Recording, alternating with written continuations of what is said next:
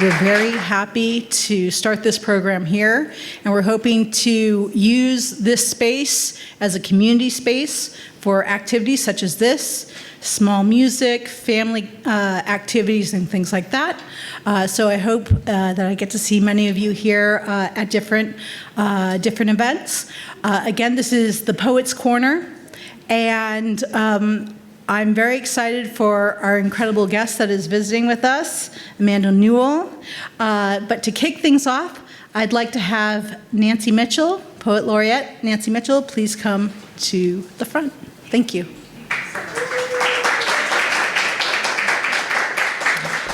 Thank you all so much for coming. Women, yes. I keep thinking about Lucille Clifton's wonderful poem, Homage to My Hips. These hips are big hips.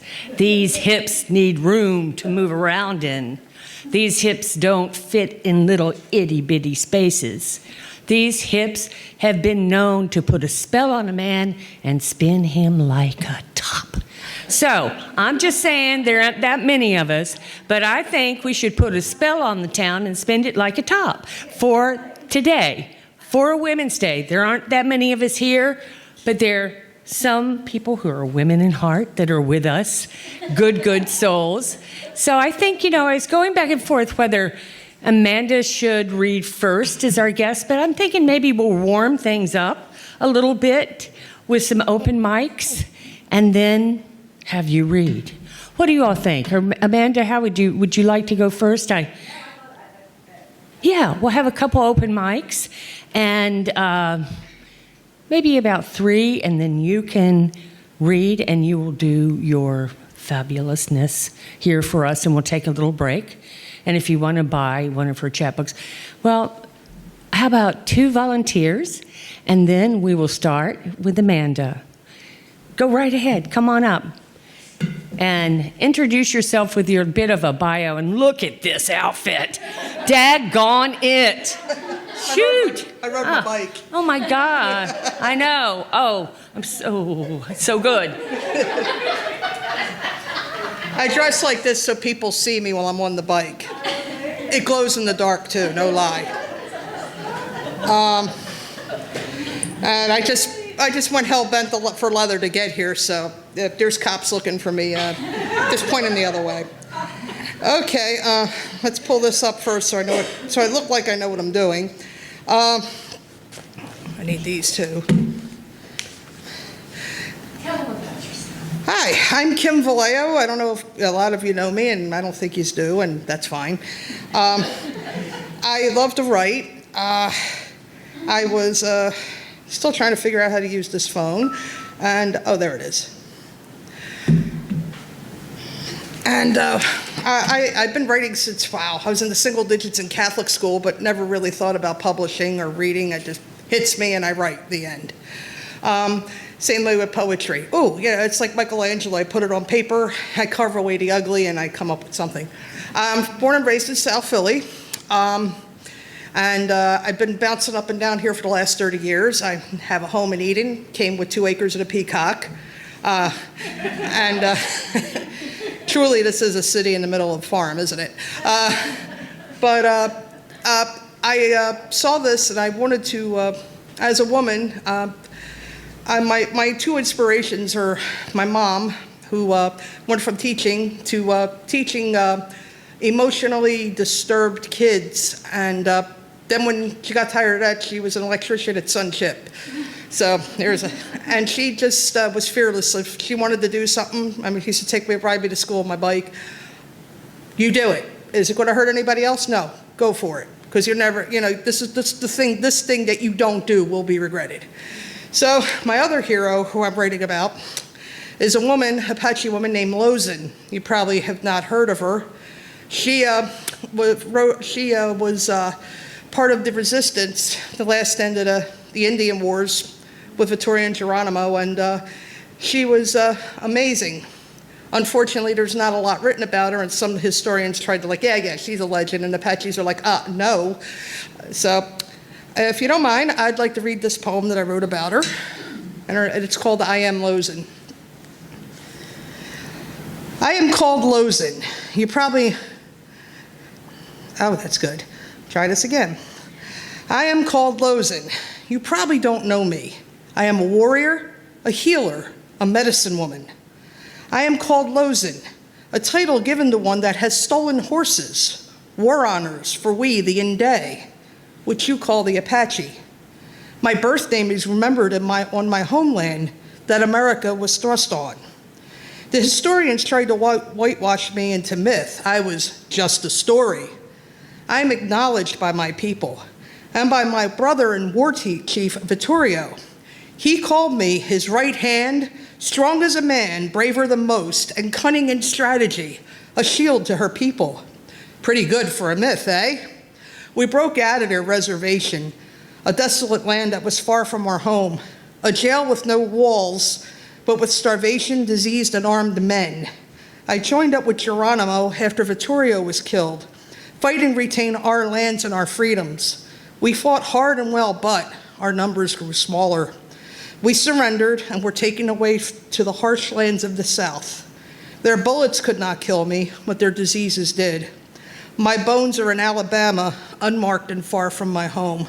My courage in history will never die. I am still Lozen. Thank you.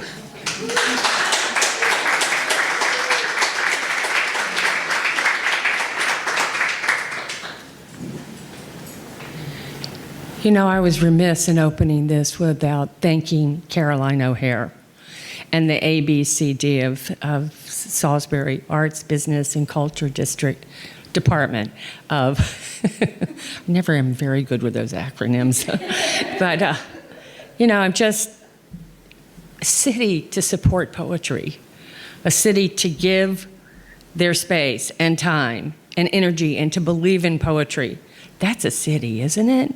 And we've got that city. So thank you so much. And, you know, she's a Wonder Woman. She directed the National Folk Festival for, what, 4 years?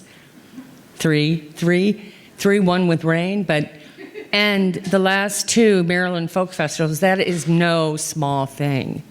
So every woman in this room is a leader and a very important part of our city. We have Nicole Blackwater back there, who is our resident wink wink witch now. Tell me, when are you ever going to have a poetry reading with a witch? I think that's just great. Maybe she can put a spell on the town and somebody else can spin it like a top. But all of these people in here, we have Susan Holt, who is, your position is, there's a new project going on. Tell me the acronym. Going on public art. Yep, public art. It's the Salisbury Prize. Salisbury Prize. Public Art Committee. She's the head of it. She's sort of the czar of public art in the city. She's been working tirelessly for what, 20 years? Yeah. Heather Giraldi's married to Javier. No, that's not her claim. She is like she's with the Community Foundation that makes these things possible. She made a book that I'm going to share with you that just came out, Possible, her organization, because they believe in people in community. They believe in creating space for these things to happen, these things that move the heart, okay? And we need that, right? We need that, and I want to say congratulations to our one fellow that's here, maybe 2 fellows, I see a couple there, but you know, that have come and are going to be moved by this as well. So thank you all so much, and I don't know who wants to come on up and read a poem, but I see, who wants to read next? Okay, yes, Caroline.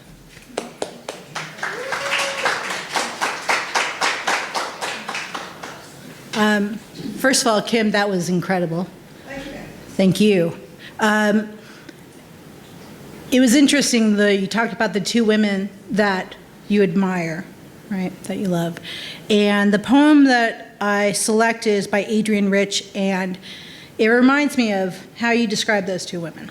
One, your mother, the bravery. Is it going to hurt anyone? No? Go for it. It's that stepping into the unknown and believing yourself. And then the second one is Lozen, thank you. And here you talked about how she was put into myth and whitewashed and erased. And I look at the women around here, and there are very powerful women here. And I sort of did this when I came up, and I said, thank you so much for coming. I never said my name. And I guess for me, it's not important. What's important is doing what I do and moving forward.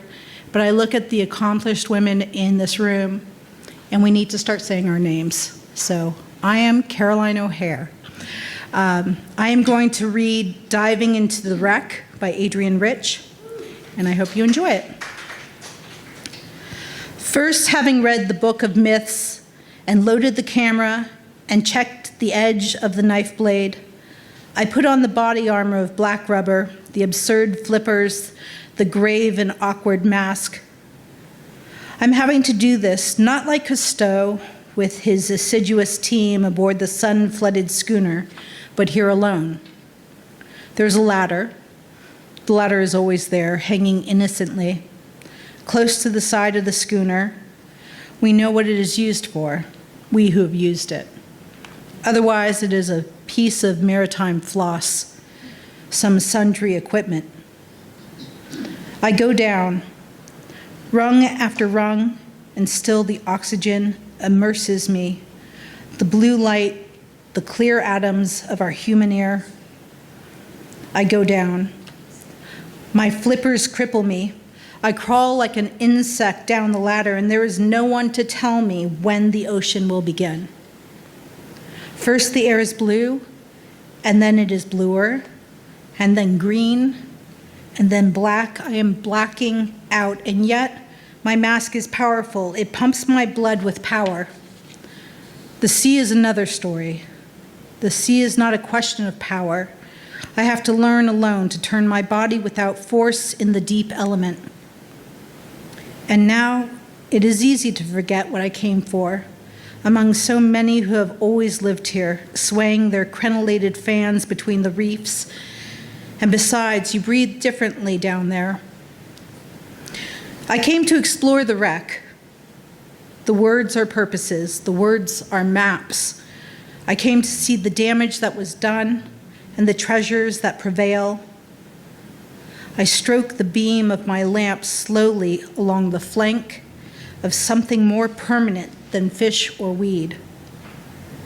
The thing I came for, the wreck and not the story of the wreck, the thing itself and not the myth, the drowned face always staring toward the sun, the evidence of damage worn by salt and sway into this threadbare beauty, the ribs of the disaster curving their assertion among the tentative haunters. This is the place, and I am here, the mermaid whose dark hair streams black, the merman in his armored body. We circle silently about the wreck. We dive into the hold. I am she, I am he, whose drowned face sleeps with open eyes, whose breasts still bear the stress, whose silver copper vermeil cargo lies obscurely inside barrels, half wedged and left to rot. We are the half-destroyed instruments that once held to a course, the water-eaten log, the fouled compass. We are, I am, you are, by cowardice or courage, the one who find our way back to this scene, carrying a knife, a camera, a book of myths in which our names do not appear. Thank you.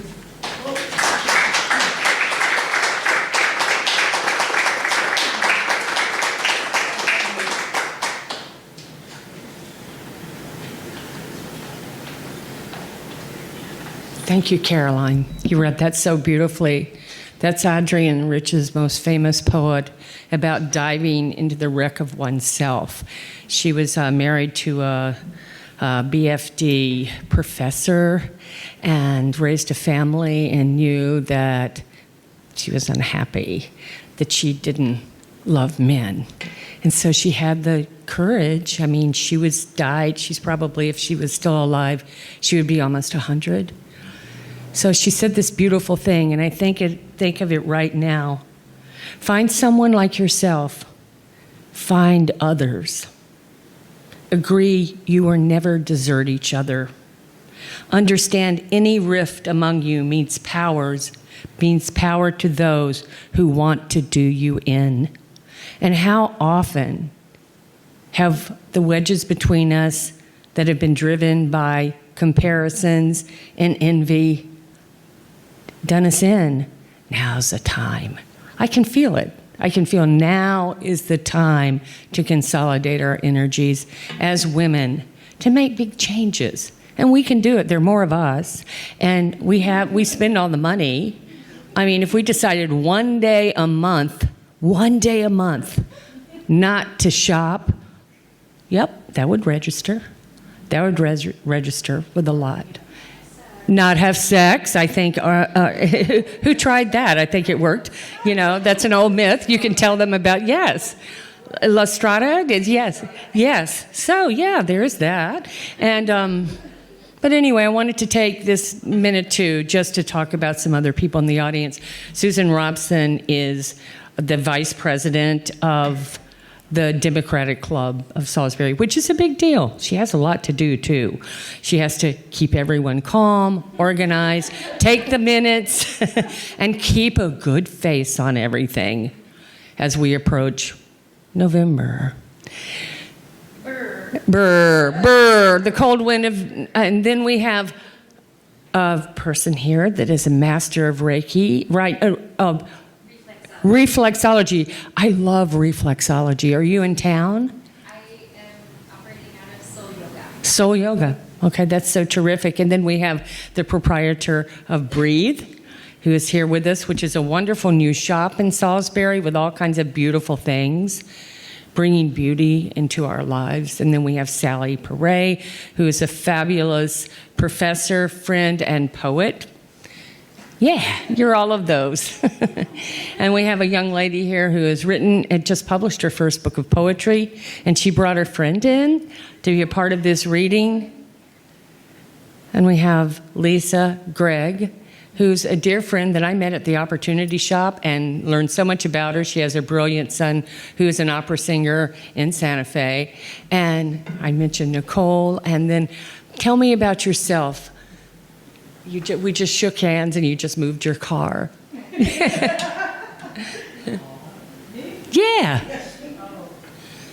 My name is Samia. Samia. What a beautiful name. Thank you for coming, Samia. Do you want to read a poem? You want to come read now? Yeah, why not?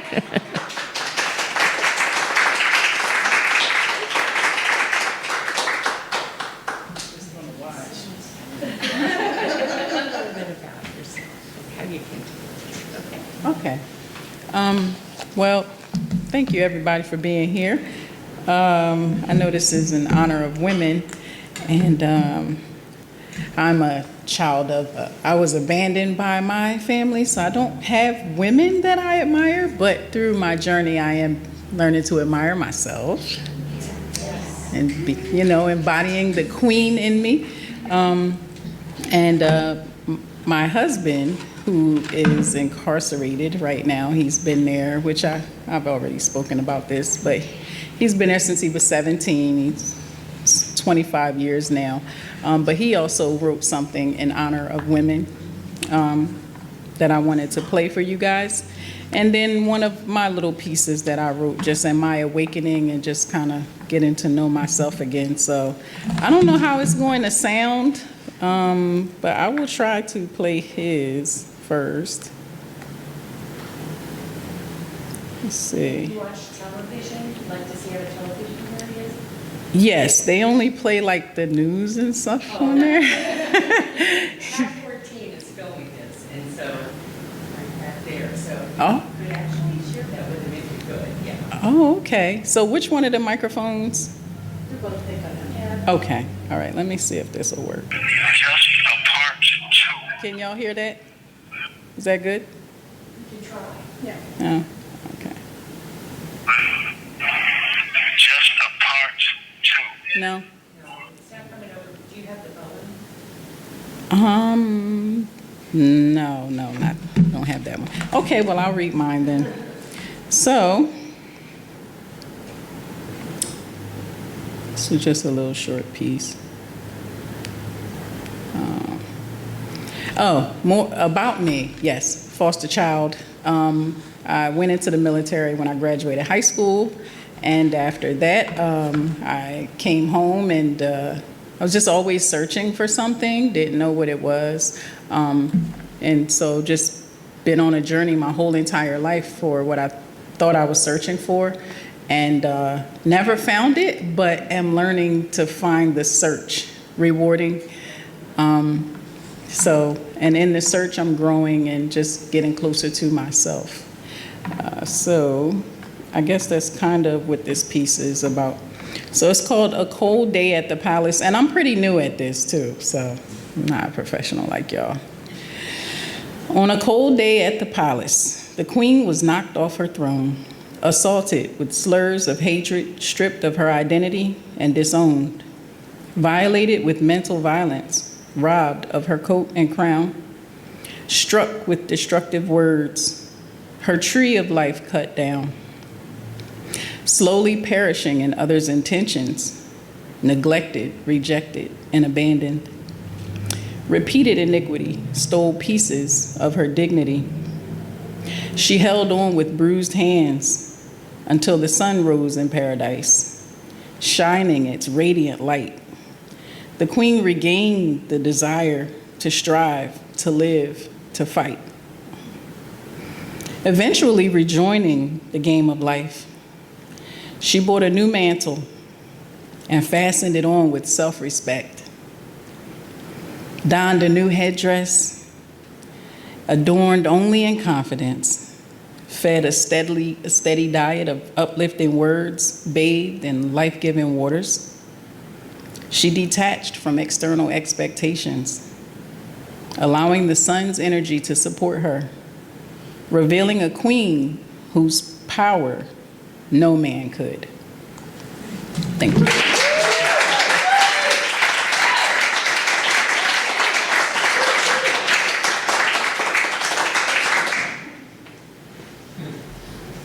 I'm so happy that you could come and read that.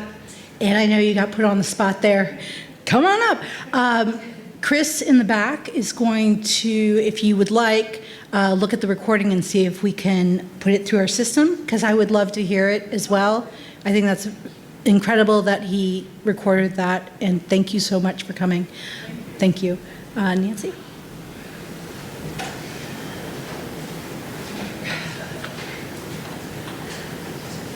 Well, you may not think you're a professional poet, but boy, did you sound like one. And that was so beautifully said. Thank you so much. Gosh, who'd like to come up next? Heather? Oh, you would like to? Come on up. Okay, good. First book published. She drugged somebody else. Next time, drag somebody else. Browbeat them and make them come. Okay, so here you go. Hello, my name is Miley Roby. I am 17 years old. I'm a senior at Delmar High School. And over the past year, I've decided to take poetry seriously. I've been doing it since 7th grade. Anything from like short stories to poems. So I've decided to write a book. And one of the poems that I've chosen, I would like to read to you guys. Okay. I blossomed in your gilded light. I compressed into your cadaverous soil. I writhed against your wind. My petals go long forgotten in blue sways as they settle so close yet so far. Your light dismisses in a burning haze. Your rays simmer to shadows outlining my bare branches. Your warmth clasps around my roots one more time before all has vanished. So I am left to wither into seeds and sticks, left to dig my own grave and succumb to it, left to regrow my petals and start anew. I'll regrow into something fresh, something covetable, something rememberable. Forget me not.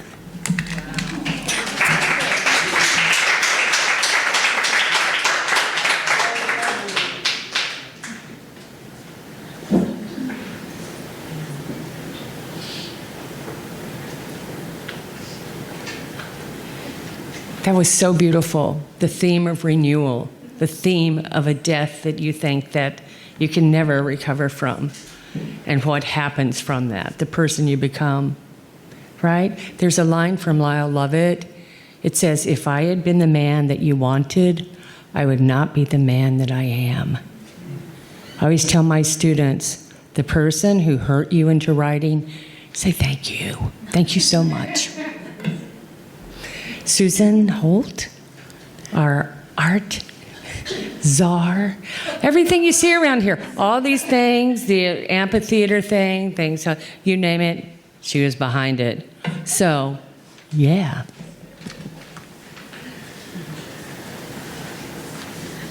Not true, but thank you. These ancient words by Rumi, I would like to dedicate to all women of the arts. Be helpless, dumbfounded, unable to say yes or no. Then a stretcher will come from grace to gather us up. We are too dull-eyed to see that beauty. If we say we can, we're lying. If we say, no, we don't see it, that no will behead us and shut tight our window into spirit.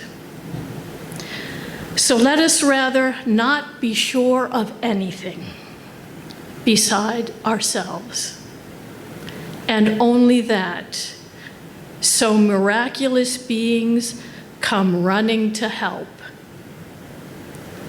Crazed, lying in a zero circle, mute, we shall be saying finally, with tremendous eloquence, lead us. When we have totally surrendered to that beauty, we shall be a mighty kindness. Thank you.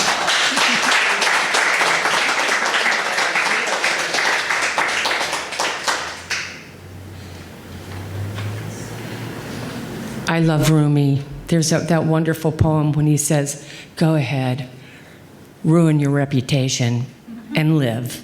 I love that poem. Susan and I and three other women for a while, formed a zero circle from that poem and exhibited together as artists. And that was a lot of fun. We even had t-shirts that said zero circle. Went on for a while. It was a lot of fun. All right, so Sally, will you do the great honor? For the one for your mother. Say one that she wrote. She wrote. Okay, tell us about your mom, too. Okay. Well, I'm Sally, and I teach Spanish at Salisbury. We also teach English and Spanish to kids in the library if you have kids that want to learn Spanish. And if you yourself want to practice Spanish, it did conflict with tonight, and so I got out of it. But 5:30 to 6:30, you can practice your Spanish at Hoppers. All right, now that that's aside, I'll take the hat off. I try. My mother is she passed away last year, and she had dementia before that, and she lived with me, and I took care of her, so it's that long goodbye. And, so I got to know her in so many phases of her life because my father died when I was 13. So I really, all those years were just like me and her. And she always needed my help in different ways, and I always needed hers. So anyway, her marriage actually wasn't very good. I love my dad. He was a good dad. But they, fought all the time. And she really always blamed herself, and it was a lot of negative self-talk that affected her really until maybe the last year she was able to let it go, and that was nice. But she wrote a very short poem that I just always loved that kind of describes their marriage. So it goes like this. I love the man because he once loved me. I hate the man because he doesn't love me. I hate myself because I love the man. I love myself when I hate the man. That's it.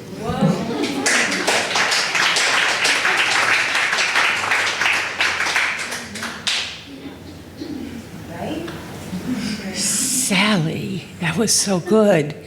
And Sally, you're in the book, which I'll talk about before. Well, I'll just talk about the book.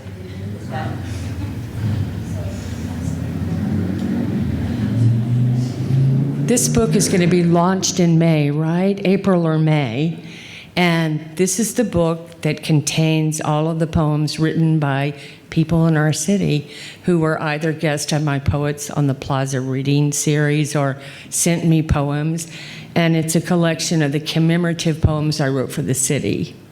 It's very different from the poems that I write as Nancy Mitchell, but when you become someone else, when you're the poet laureate, and the city became the object of my gaze and my muse, and I wanted to burnish it with a certain kind of epic light. And anyway, this book, you have to come and get this book. You have to come to the reading to get your book. And it is your book if you have a poem in it. And this is also thank you to the Community Foundation for their faith in me and patience. It took a very long time for this to happen with COVID, with the troubled times in my own life, and et cetera, et cetera. But here it is. Here it is, Heather. I think there are times Heather was like, but here it is. Tara Elliott, I haven't even spoken about her. As she's coming up, I won't even be finished saying all the wonderful things she does for poetry and her involvement in poetry. She's, first of all, a fabulous middle school teacher, and she's the president of Eastern Shore Writers Association and the director of the Bay to Ocean Conference. And she's a wonderful poet, and we're so lucky to have her.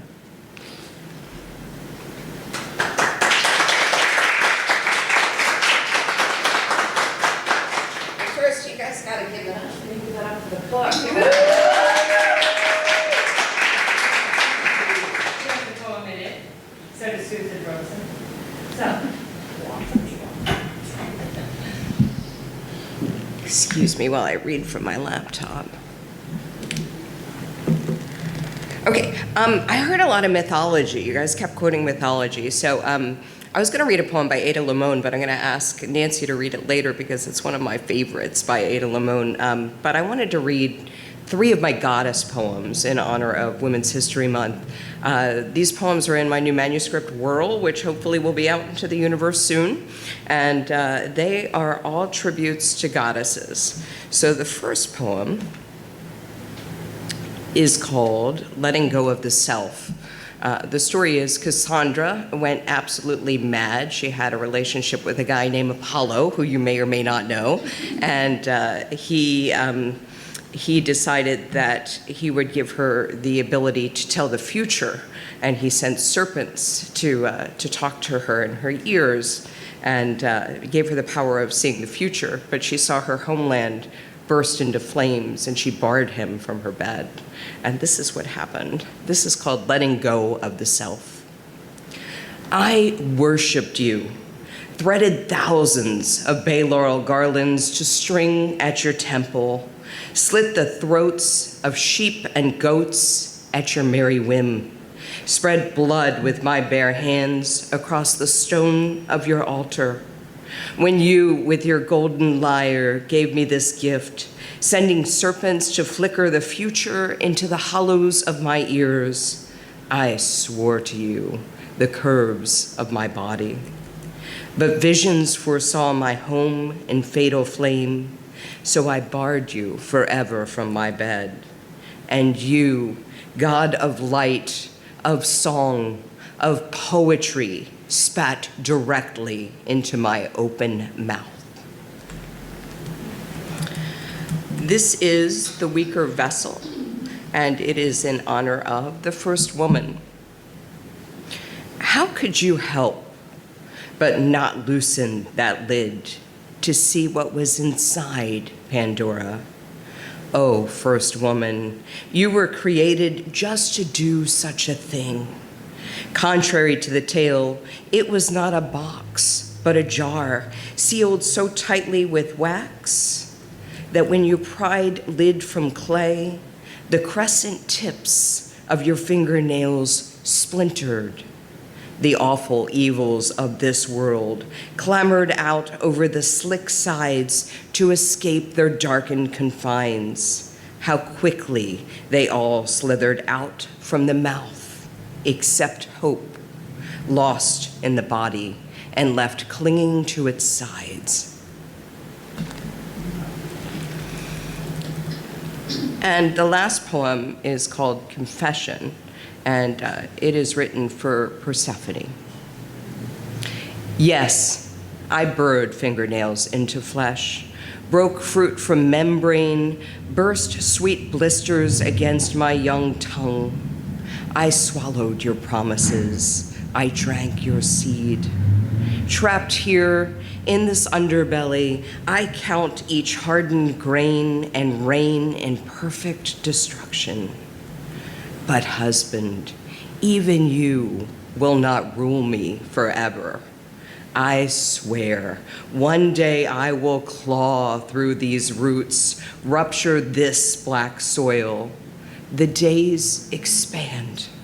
So let the moss begin its greening, let the trees gather flesh.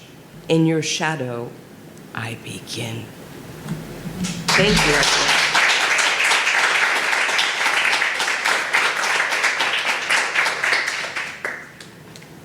Wow, what a perfect poem to end with. Persephone, the story of Persephone and Demeter. Demeter, some people pronounce it. Beautiful poem. You know about that myth?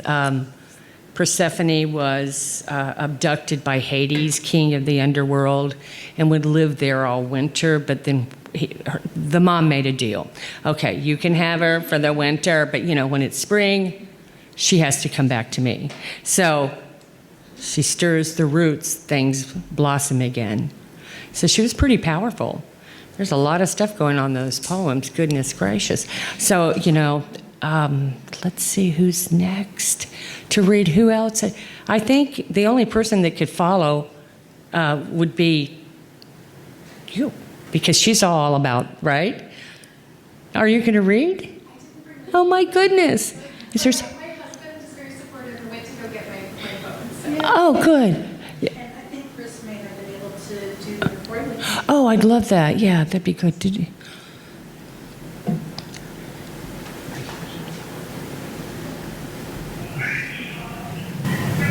International Women's Month. I think I was still life, my wife, and I acknowledge the rest of the women of the world. Without you, there is no us. Point blank, period. Women must be treated better. Let us know we won't forget it. Form the life that we can give. First, focus on the little things like please and thank you. I appreciate you. Let me get that for you. Relax yourself. I'll give it. After you, my love, I'll pay for it. You have my undivided attention. It's taken forever for some of us to realize the worth. It seems you have more foes than friends. And to what end? We can't pretend that you're not the other half of life. Or like you're not the one that stayed up late until we made it home at night. We must teach our girls to expect and be respected. So when they are met with the opposite, they know not to accept it. That means teaching our boys to honor women and girls. Only then can we be confident that we are on our way to a better world. They decide on a month, but every day is your day. You are the queens, mothers, sisters, daughters, wives, nieces, aunts, friends, and lovers. And for now, that's all I have to say. Happy Women's Month. Peace.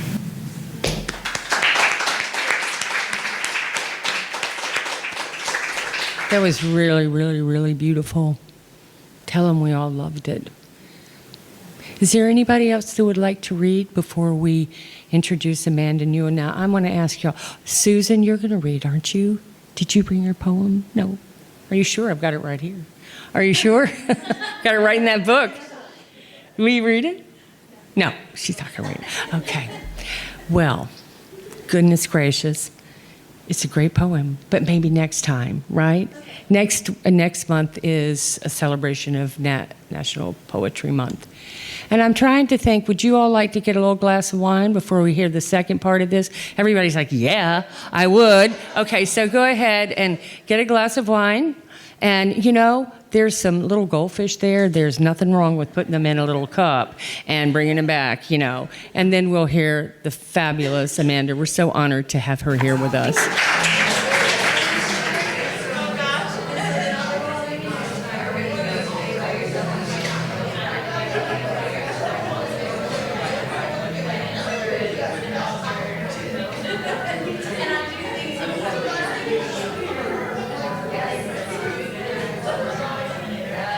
So everyone, we're going to restart again, and after Amanda's reading, we'll have plenty of chat time, and Caroline O'Hare is going to tell us about some events coming up that are going to be really important for the city, and then wonderful Nicole will read. She'll be the first reader from this book. Now, isn't that something? The very first, yes. Again, thank you so much. I am part of the Arts, Business, and Culture Department. I'm the Events and Culture Manager for the City of Salisbury. And I also want to thank Chris Ford, who has been leading our audio and lights back there. He's also part of the ABC team. Thank you, Chris. I do want to mention a few things. This is the first of a monthly poetry series. We'll do a few of these, take a break, continue on in the fall, hopefully. But the next one is April 11th. It's the second Thursday of the month, and it is the same time. So it'll be 68, same location in April. So I hope that you'll come and you'll tell your friends and you'll bring more poems, and Miley will bring poem, and Kim you'll bring poems, and everyone else you'll come and read. Hope you'll read. I also want to let you know, and Nicole can maybe mention this, but on March 23rd, there will be a spring market held by the Downtown Business Alliance. There will also be a kickoff ceremony where Nancy Mitchell will be reading a poem. So I hope that you'll come down. There'll be close to 100 vendors and food and activities, and the library is supporting this event as well. And we're very proud to have that in downtown Salisbury. And then the third thing, which I haven't really made public, but you know, I've had a glass of wine, so why not? Is at the Maryland Folk Festival in September, we will have a narrative stage. And at the narrative stage, we will have storytellers, and we will also have poetry. And Nancy Mitchell has graciously offered to moderate that. And I hope that you'll be able to join us for a few of those sessions. I think it will be a wonderful addition to the Folk Festival, and that is September 20 through 22nd. But now I'd like to ask Nicole to come up, introduce yourself. If you'd like to talk a little bit about the market, you can. And thank you so much. Well, thank you so much, Caroline, and thank you, Nancy, for a wonderful little shout out earlier. I didn't come in here expecting all of that, but it's wonderful, and I appreciate it. I will say that it is a distinct privilege to be respected as a woman and a witch, and it is my goal to always use that privilege to uplift others. And thank you so much, Caroline, for mentioning our awesome event coming up next Saturday, the Downtown Salisbury Business Alliance. We're a newly formed alliance here for the downtown businesses, and most of the downtown businesses are women-owned, which is incredible. I and Nicole Rogers of Two Scoops are the co-founders of the Downtown Alliance, and we've been really happy with the support we've received from the city so far, and we hope to see things grow from here. Oh, right. So I have a poem for Persephone as well. It is her season. She's getting ready to rise up. Persephone resonates with me so much because of the duality of her existence. She exists in both the winter and the spring, and in different spaces. She's the light and she's the dark, and it's just a really beautiful story to me.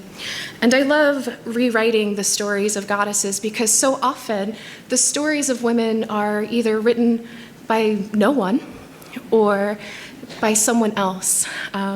So I like the idea of rewriting the stories of goddesses. And for me, my poem for Persephone is about a love story. All right, you ready? You were the change in the leaves, in the whisper of winter, ice crystals and yellow, orange autumn trees, a light burning within and so often forgotten in flecks of memory made succulent fruits of hellfire and crimson, drops of blood red, reeling in moments of mist and foggy mornings of days of never-ending nights, sleepless and still. Oh, Mother Demeter, I dream of you, dreaming of days of sun and warmth burning here in brimstone and ash, but yet I am queen of darkness below, reigning over deviant demons, devouring the tantalized and tortured souls of the lost and lonely, so like myself, yet so distant from the salvation I found in a love that broke both time and season. Oh, Mother, can I tell you how I knowingly and longingly savored the taste of each single decadent arrow of treachery, and when I return in reverent solitude, having conquered the cold nights and dark days, spring's breath filling my lungs bursting, I'll yearn for freezing air, and the warmth I reach for in the night will not be there. Thank you.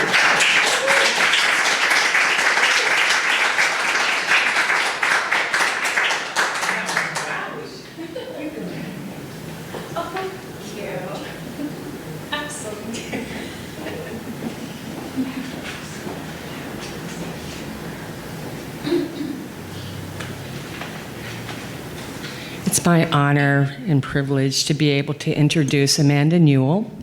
She drove all the way from Columbia, Maryland to be here with us, and she's a wonderful poet. And this is her chapbook, and it won the Rattle Prize. Those of you that know poetry, that's a pretty big deal. And her next book is coming out, probably it could be running off right now. And it's a wonderful, wonderful book. It's called Postmortem Say. And I'm hoping she's going to read some poems from that because they're absolutely terrific, as are these. And she'll tell you the topic of the story, of the chapbook. And these will be for sale for a reduced price for $5. $5, yeah. And she so generously offered to let that be a donation to more of these things, to the ABCD, the Fund for More Poetry. So, you know that's a good thing. And you know you'd spend $5 on a latte. Come on. So buy the book. Buy the book. Okay, so anyway, I digress because I am very, very honored. She's an amazing poet, very perceptive, and her topic, she doesn't flinch at the sincerity of these topics and of her responses and of sometimes the hopelessness. And then out of that, sometimes when you face things, something else happens, some new thing happens. So, my honor, Amanda Newell.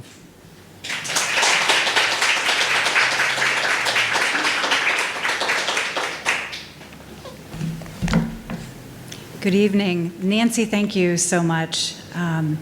Nancy is so dear to my heart and just a poetry sister and has been by my side, lockstep, for many years. And she also, you didn't mention that you are actually you did the cover art for my forthcoming book. It's amazing. So you're so talented, and what you've done as Poet Laureate for Salisbury over the years is really just amazing. I've watched you, coordinate everything, and you know everybody in the room, and it's just it's an honor to be here in this space with you. Caroline, thank you so much. And all of you, I mean, just really blown away by your voices this evening, and such an absolute pleasure to hear the range of them, and just the talent and really the love and the respect in the room. It's so important, and as I get older myself, as we all do, I think it increasingly occurs to me how important, having that group of women and sisters is. And it's a really important support system, and I just want to also acknowledge just frankly the power in this room. So it's obviously leaving me a little speechless. So thank you for being here in the space again. So I really thought. I gave a lot of thought to what I wanted to read today, and in honor especially of Women's History Month, I'm a little bit pissed. I'm just going to say it, with the sort of the state of things, politically. I mentioned Alabama for one. I mean, we could go on, right? And hearing the stories, and I think, we've said this, there's been a lot of talk of mythology here, and, and their stories, right? And they help us understand ourselves. That's what stories do. That's what Bill, we were talking about that before, the event started, and just really the importance of story. And so I think at a time when I know that I feel overwhelmed and helpless, I think doing this and gathering is really, really important, and I think especially as women. And so I'm going to read, because I'm pissed, I'm going to be reading poems that really that focus on childbirth and an abortion that I had halfway through my first pregnancy. It was a pregnancy that I wanted. I don't often talk about this, but it seems, and I'm really kind of in some ways annoyed that it feels so sadly relevant to have to read these poems, but it does feel urgent to me. And so this, trying not to use my glasses as much as possible here. So I lived on the shore in Caroline County for about 20 some years, and I'll just say that I wasn't going to mention this, but I'm sort of there now. But yes, my ex-husband was Judge Jonathan Newell, who was the judge that committed suicide in 2021 in the wake of an FBI investigation into his illicit activity that nobody knew was going on. So it has been it's not been an easy several years.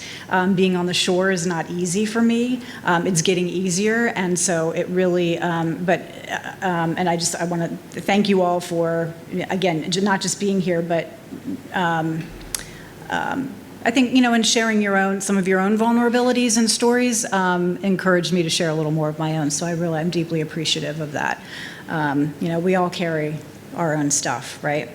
So but this was my first pregnancy, one that I lost halfway through, and like some of the stories we've heard out of the South, it was a pregnancy that I wanted, and I was very happy not happy, but I was relieved that the decision was mine and ours to make, regardless of where you stand, and being on, this is where I'm looping back around, I really am, but one of the things that struck me was getting a call, at dealing with grief at home from the people at the Infant Mortality Review Board. They call, they ask questions, they need to keep statistics and all that sort of thing, and it just kind of struck me, And so this poem, actually, it was selected for the Patricia Dobler Poetry Prize back in 2015 by Lynn Emanuel, who is another poet whose work I really admire. She's incredibly fierce, so I recommend that you seek her work out as well. A woman from the Infant Mortality Review Board calls, "No, I am not an addict. Yes, I had a doctor. No, we are not smokers. No, I do not want you coming to our home." I could see it on the sonogram's chalk sketch, the club foot and cleft palate, fingers like vines, some extra ones. A 1 in 10,000 error of cell division, the specialist said. Most women miscarry before it gets this far. 30 hours after the Pitocin and morphine, after the resident shoved his gloved fist into me to ripen my cervix with a kelp stick, I gave birth to a shiny bruised doll small enough to fit into a wicker Easter basket whose silence was welcome.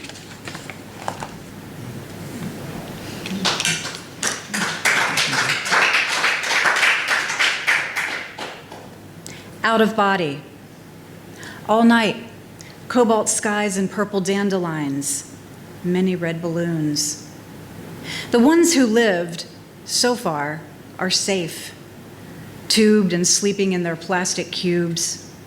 Why not mine? Here, nothing but needles and deep sea tangle. In my hands, almost you.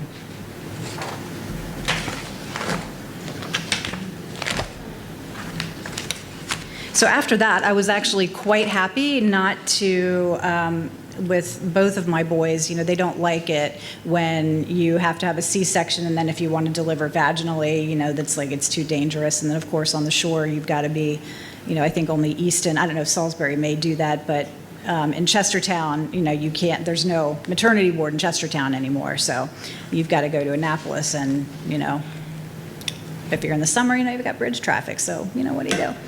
But so I was actually what I was going to say is I was quite happy not to give birth vaginally after my first experience. I was actually like, okay, yeah, we can schedule it.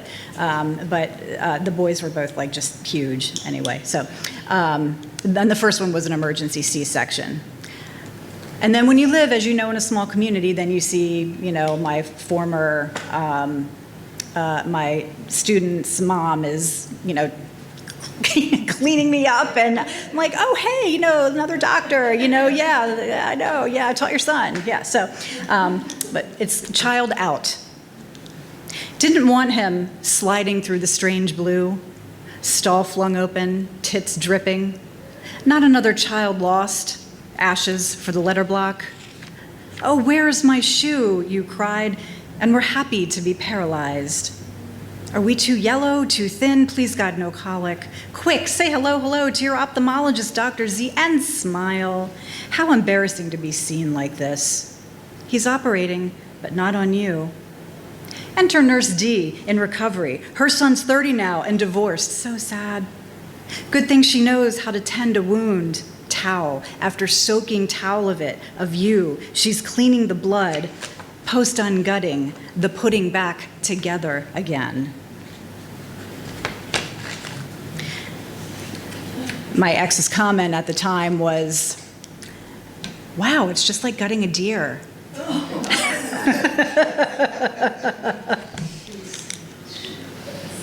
Right?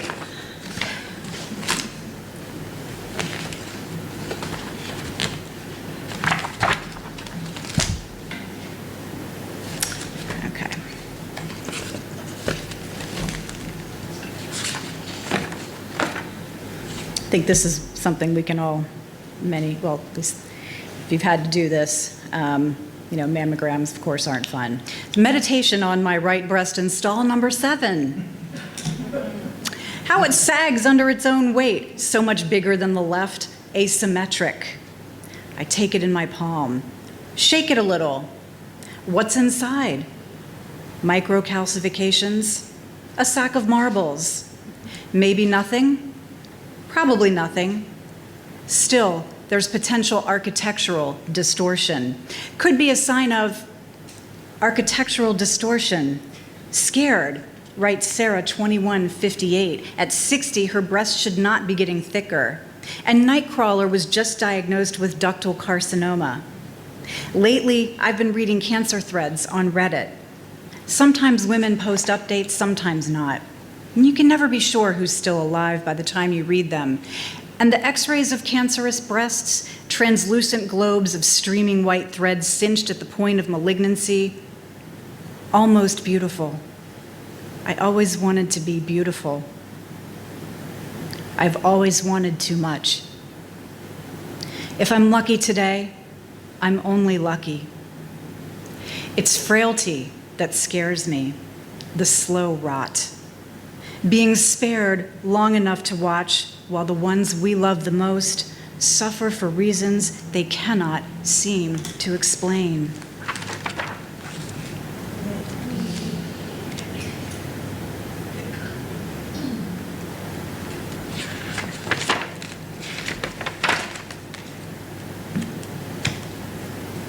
And go end with that one. Okay. She's like giving me like like I call out for that favorite song.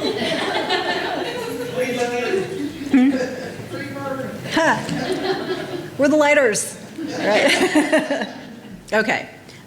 So now that you know, I gave you a little bit of the context about my ex. All of the poems, the manuscript is called Postmortem Say, but all of the poems were written before his death and really were done before we divorced. This book has been in the queue for like ever. But as I've been going back and editing them over the course of the last several months, one of the things that struck me deeply was made it really difficult to go back to was the fact that they were so weirdly prescient, and so much was embodied in them already. It's like we've talked a lot about body here, right? Like, what does the body know? And it's just like, so it's. I think I'll end with this one. Ammunition. After Fang snapped photos of the boys and sent them to you to show he knew where we lived and where they went to daycare, your carry permit came in 2 days, and so did the state police, who drove from Pikesville to surveil our home the way you surveil with trail cams the deer you hunt with your bow and muzzleloader, the 12 gauge that leans against the safe in the game room where you keep all your dead. Your .45 caliber Sig Sauer is the thing you said would keep us safe, that you still keep loaded, no safety, in your jeans drawer.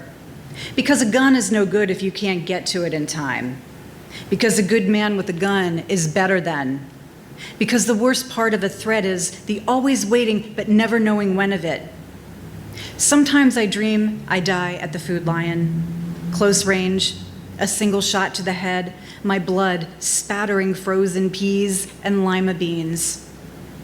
Sometimes I dream you die, your body bagged, loaded on a stretcher outside the county courthouse. I have learned to live with drawerfuls of shot shells and the clink of brass bullets as they spill from your pockets in the spin cycle.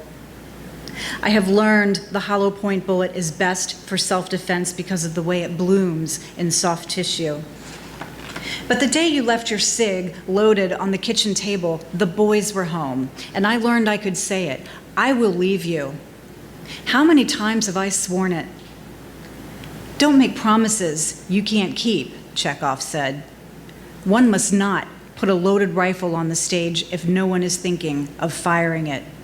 Yet, here we are, loaded guns across the page, and I still can't pull the trigger.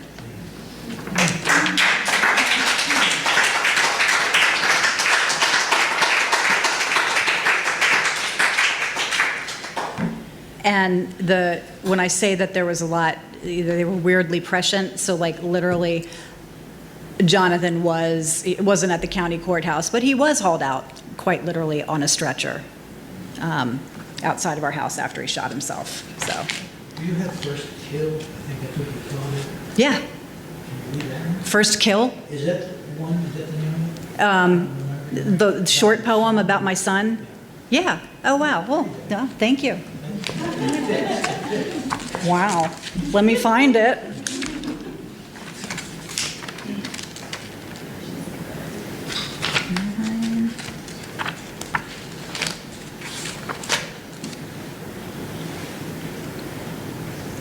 First Kill. Our son shoots a deer during muzzleloader season, a doe, small enough to fit into the cooler my husband brought with him. The picture is already on the computer screen. Our boy smiling as he kneels over his kill, her blood staining the leaves. One day, there will be another body spread before him. she too will bleed. Thank you. Thank you all so much. This was just so lovely, and I'm looking forward to hearing other readers.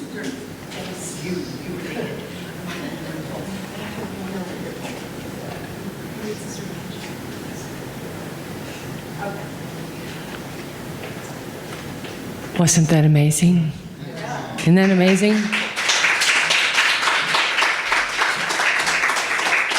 Wow. You can see why that was my favorite poem. I always get chills at the end of that. And right, how does that end? Across the page, I still can't pull the trigger. I'm going to read one poem just to end it. I feel a little bit like it is, but I will read this. I was going to read a poem called Sister Dementia, but I thought there might be children in the audience. But since there aren't now, just so you know, sometimes language, it's never gratuitous in poetry. It has a reason to be in the context of the poem. It's not like you just want to throw an F-bomb in there just for the heck of it. Or, it has to be a part of the poem and further the understanding of the poem. So just wanted to give you that little disclaimer. I saw this shopping cart full of naked Barbies in the Salvation Army.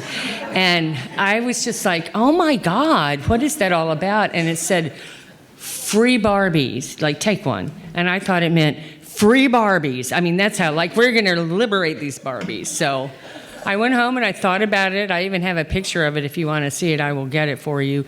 But it was just like, gosh, what the heck? And so I wrote this poem. The Salvation Army shopping cart crammed full of them, naked, perpetually perky breast, nary a nipple among them. Ski slope noses, prode being slitless crotches, ramrod arms and legs poking through wire bars. Oh, Barbies, why so many of you? Blonde, brunette, red and raven-haired, safety scissored butch or flaming banshee wild, as if your brains were on fire. Were you brought in one by one, or in clutches, shucked of slinky gowns, teeny bikinis, boas, and stilettos, then chucked headfirst into the giveaway bag? Ensembles and matching accessories up on eBay. Were you ditched for bigger tits, fuller lips, slimmer hips, unlike Mr. Teddy Bear with his lumpy gut and his fur-matted ears grown dearer with each year? Or was it because you were simply impossible to cuddle, your rayon hair unbrushable, in a word, unmotherable? Oh, Barbie, even the hard B of barb blunted, honey clotted with E.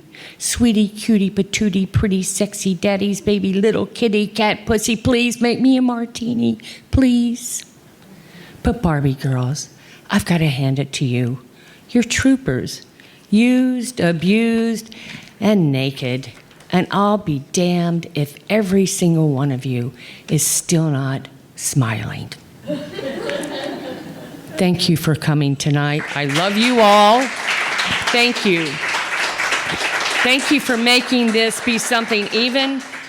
Gosh, and you fellows that came, one fellow that I never, he said, this has been awesome. That makes me so happy. It has been awesome. And thank you so much. Drink some wine, chat, buy some books, and I'm sure Amanda will sign it for you. Thank you. I love you all.